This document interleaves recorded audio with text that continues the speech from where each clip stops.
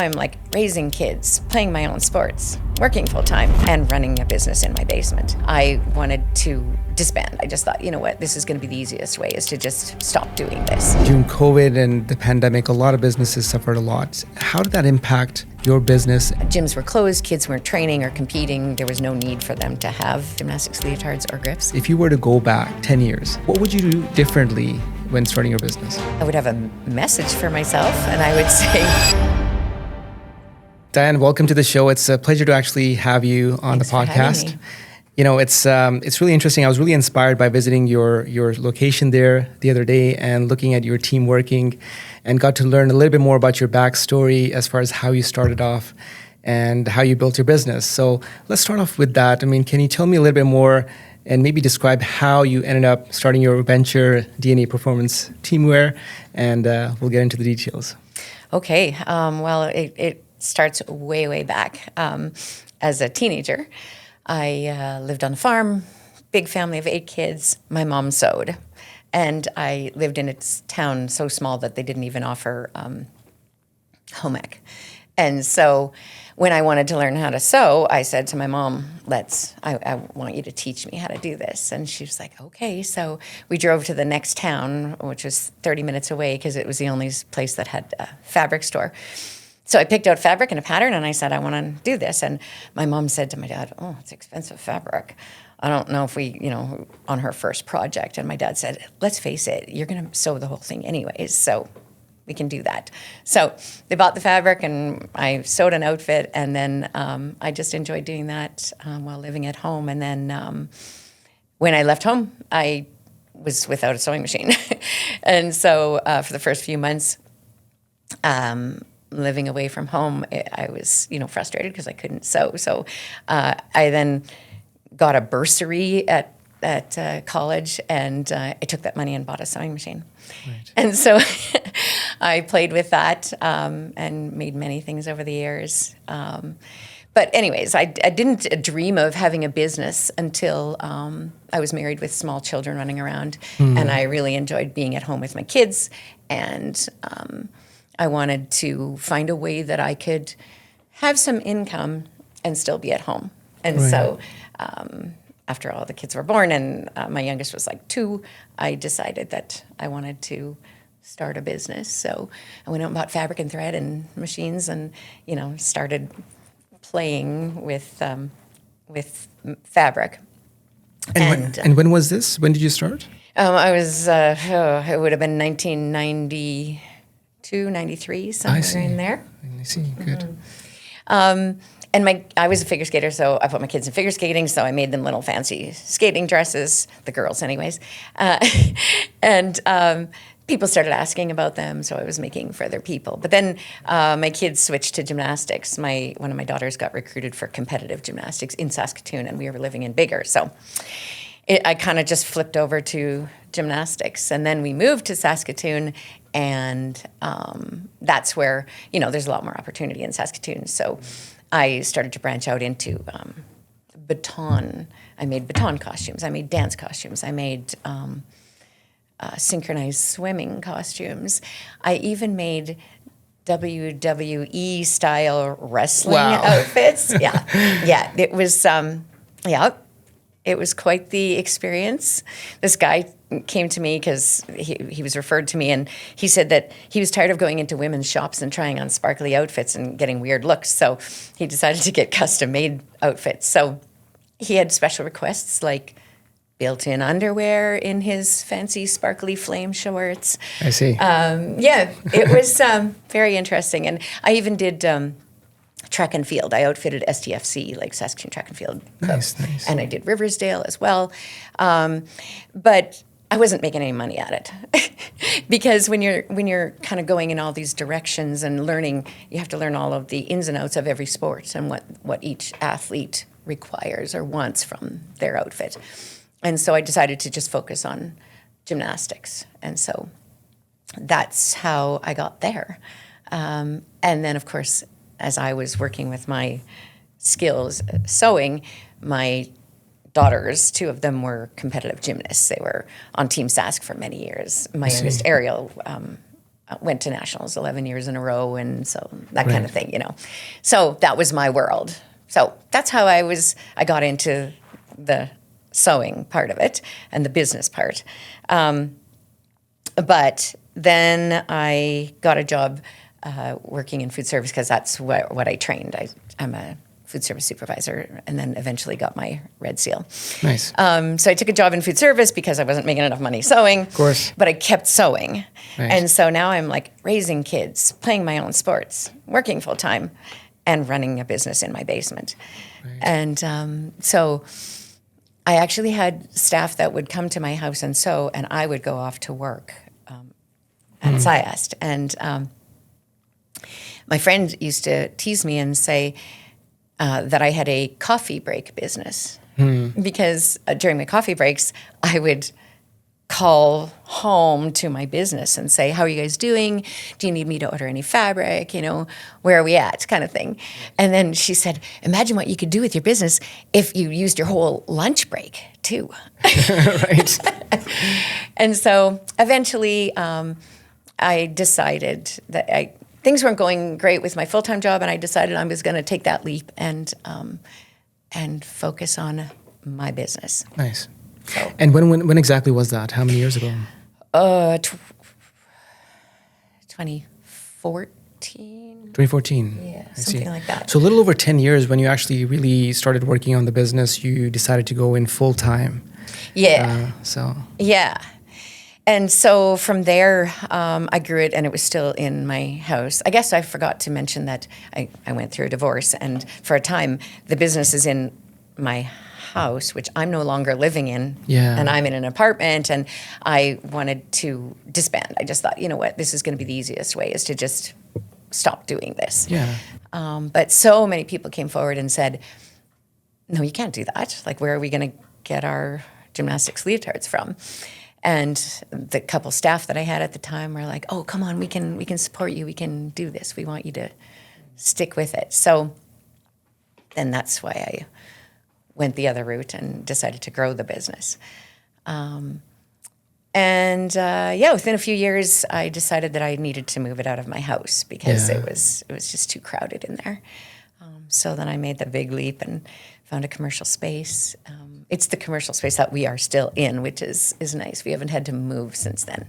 And you've been really utilizing the space quite effectively. Yeah. You've kind of put together your team quite in a nice fashion there, and everyone's working at their own stations. Mm-hmm. It's a very cohesive structure. When I was going through that tour that you gave me the other day, I was really, interested to see how, you go through the workflow and actually end up with your product there. So what is a DNA performance team? What does the DNA stand for?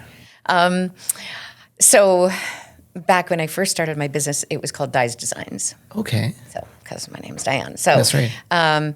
When we moved into the commercial space in 2017, that was April 1st, 2017, then we decided that we wanted to incorporate, because up until then I'd been sole proprietor. Right. We decided to incorporate. That's when Ariel became a part of the business. And she said, I think we need to change the name. Because she said, it sounds like a little old lady sewing in her basement. And I said, well, that's what it was.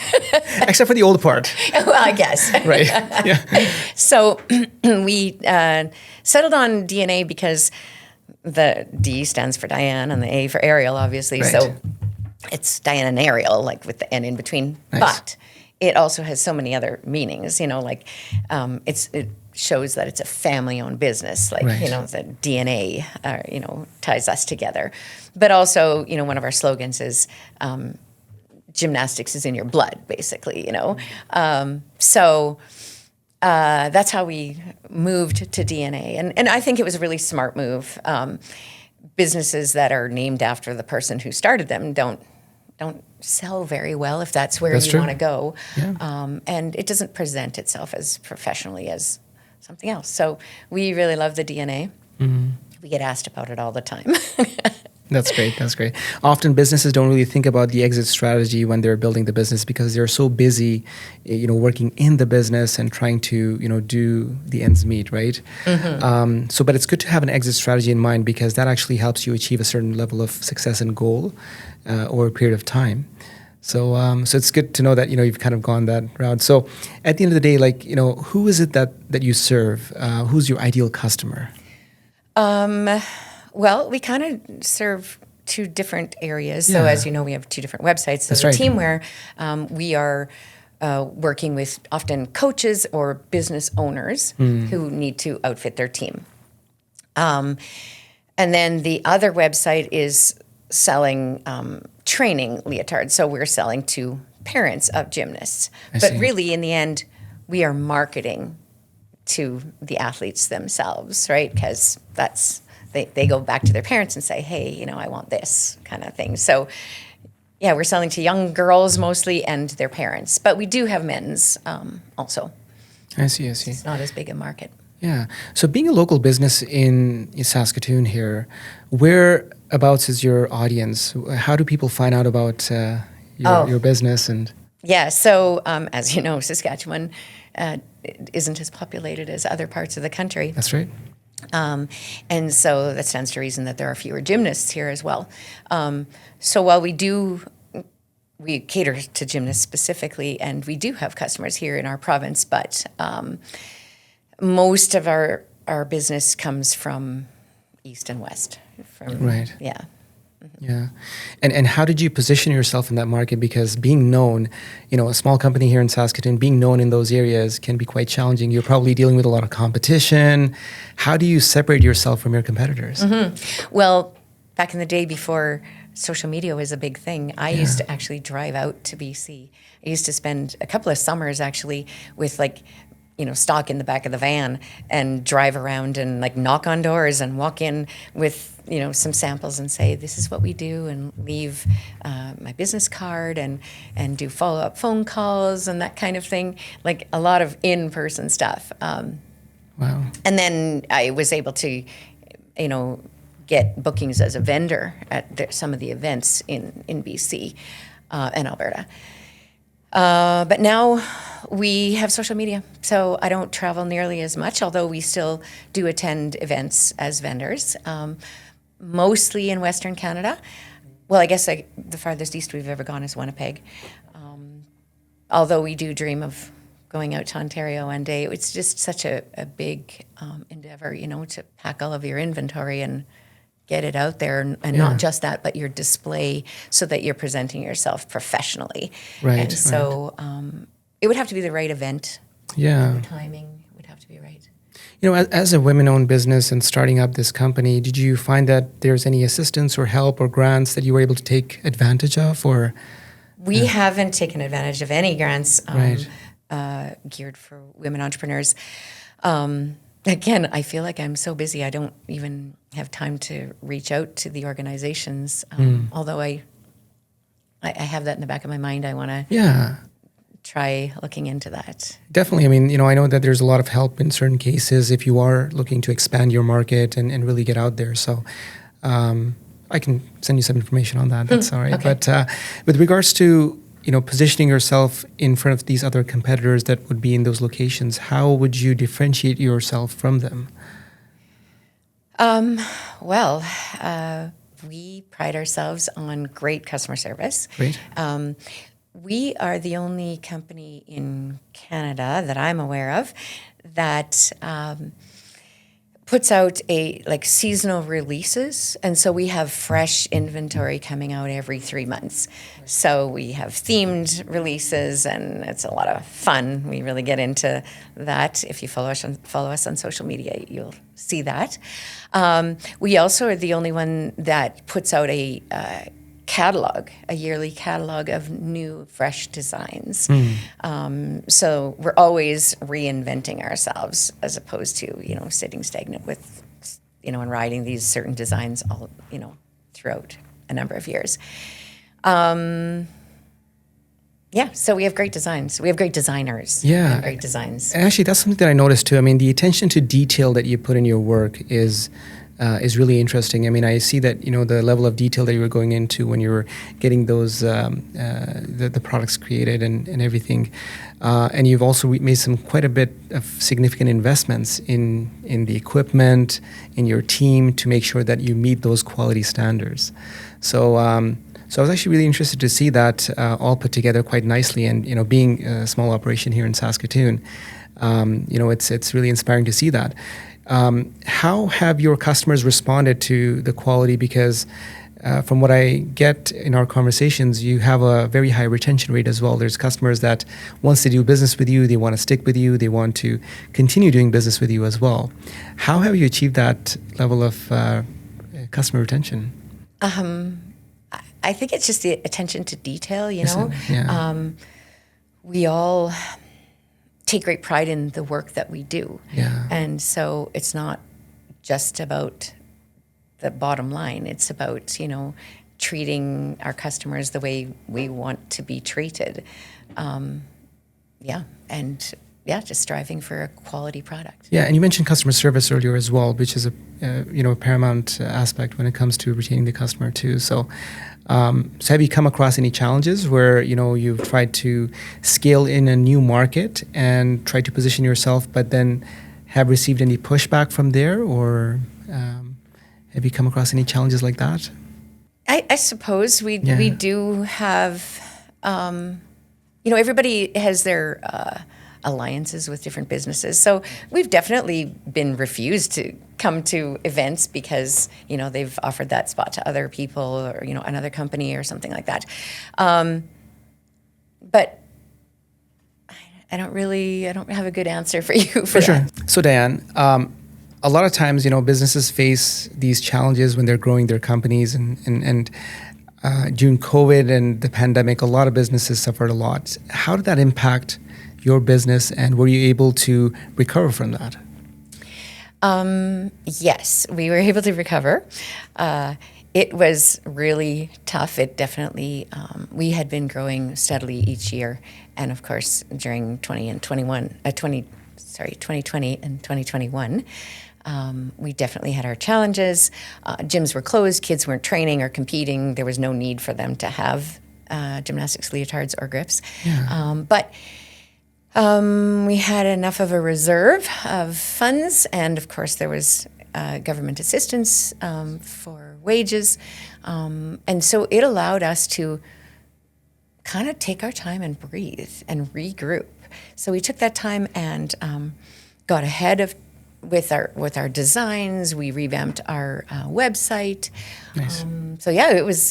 It was really good. If you can say keeping a business running without actually making any money is good, then we achieved that. Right. But yeah, I'm quite proud of the fact that we survived that, and now we're back on track and growing from there. So yeah. So ever since you went ahead and started doing this full time and invested in the commercial space, what was that one big challenge where you felt, okay, you know what, this is going to be a big one. I have to really rethink my strategy, and how do I, go through this and survive? Oh wow! There's so many. I know. One is just moving into that space, Right. and just telling myself it's going to be okay, and if I've signed this contract, and if I can't afford it, I might be living in this space. Right.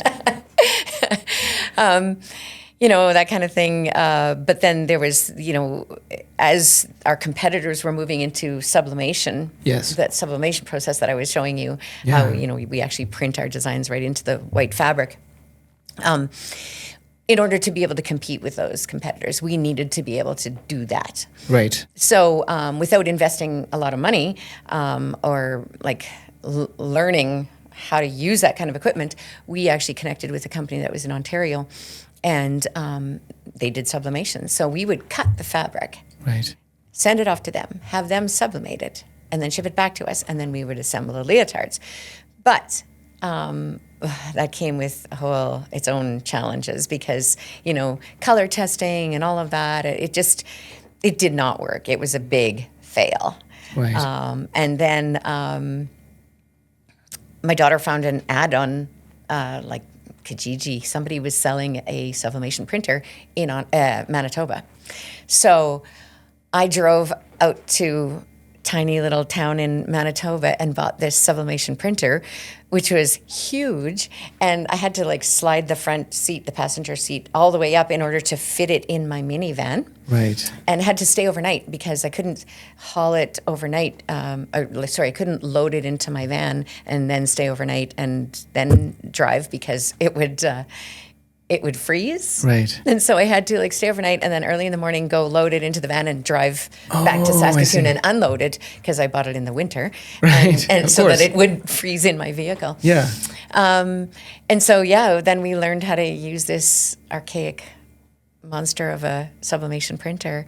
And that's what got us going. And then eventually it died on us. So we had to buy a couple more. But now we know how to handle it. Right, how to do sublimation. Yeah. However, that whole process allowed you to actually help you take control over your whole workflow, right? I would imagine that it was a step that was needed because otherwise, sending product over, and I don't know if you were actually sending it to the south of the border or... No, we weren't. Okay. But it's still, if we hadn't bought that piece of equipment, there's no way that we could compete with our competitors because everybody's doing sublimation. That's right. And then, the second piece of that was the heat press, that large heat press that you saw. And I think I mentioned that when I purchased that, we actually needed to open up the wall to get that piece of equipment in because the door wasn't big enough. So Right. we had to do that. And then we had to do it a second time when we bought the rhinestone machine just in spring. Yeah, interesting. And that again allowed us to have control over the rhinestones as opposed to ordering from south of the border.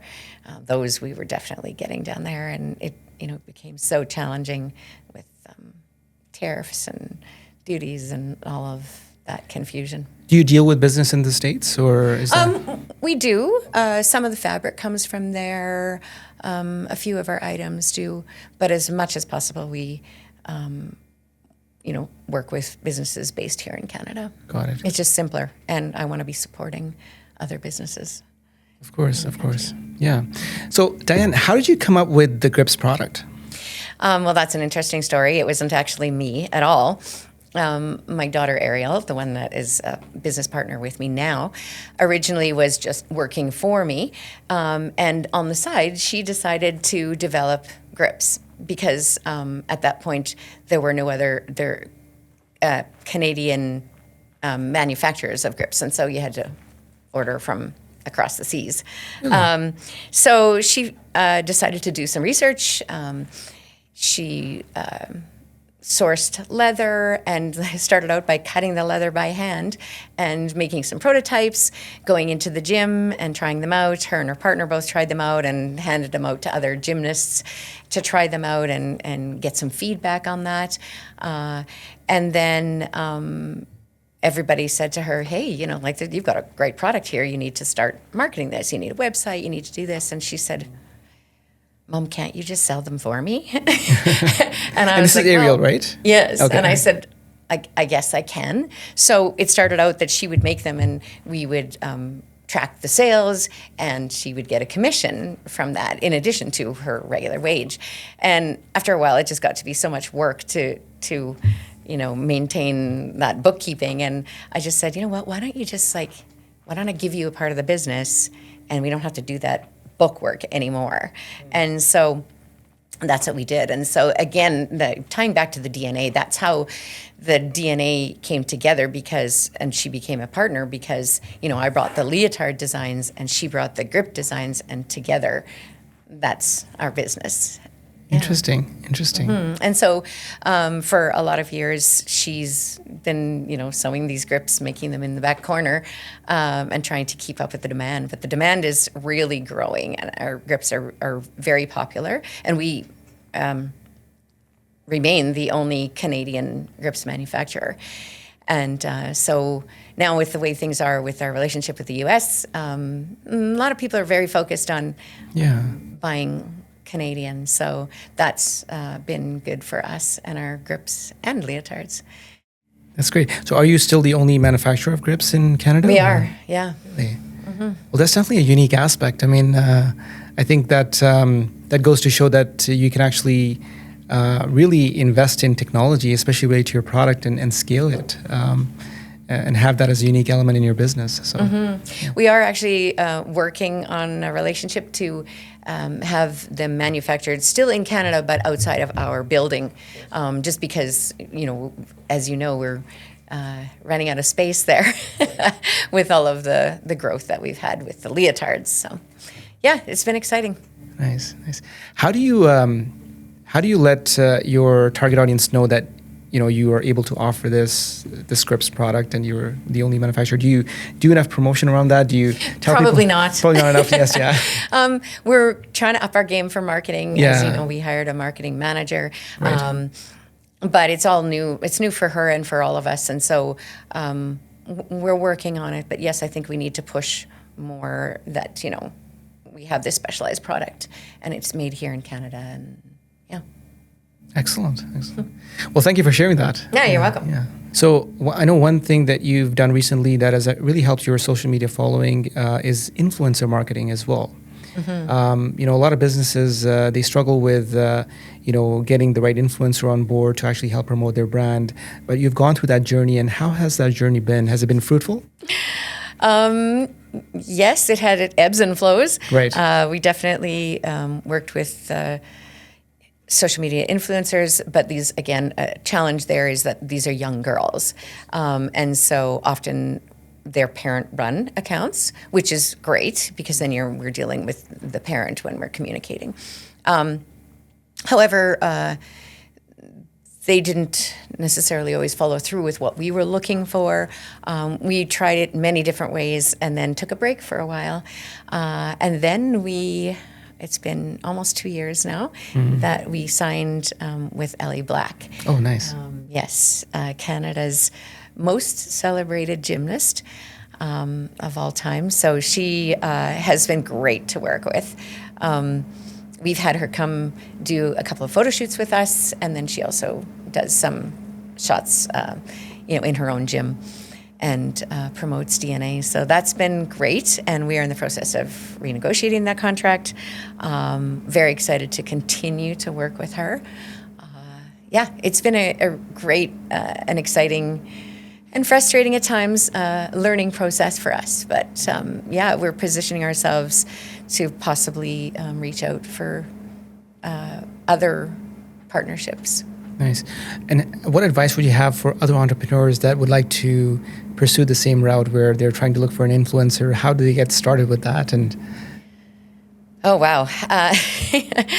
I guess you need to know what you're looking for Right. out of what you expect to accomplish. And for us, actually, we've been learning on the go. Nice. We agreed to some things and then decided, hey, maybe we need to tighten up some of the language and those kinds of things. But yeah, it's been a great learning process. And because it's your brand at the end of the day, you have to make sure that your brand's awareness and reputation is all maintained properly as well. So yeah, and that we align with the partner that the athlete, the influencer that you've partnered with. So we feel like we're a great match for Ellie. excellent. Well, that's wonderful to know. It's always interesting when you actually find the right partner. It can really help fuel the growth of your business because the influencer has their own audience that follows them, that believes in them, that has, the ability to be able to kind of make a decision on your brand and get more awareness that way as well. So yeah, absolutely. It can have a profound impact for sure.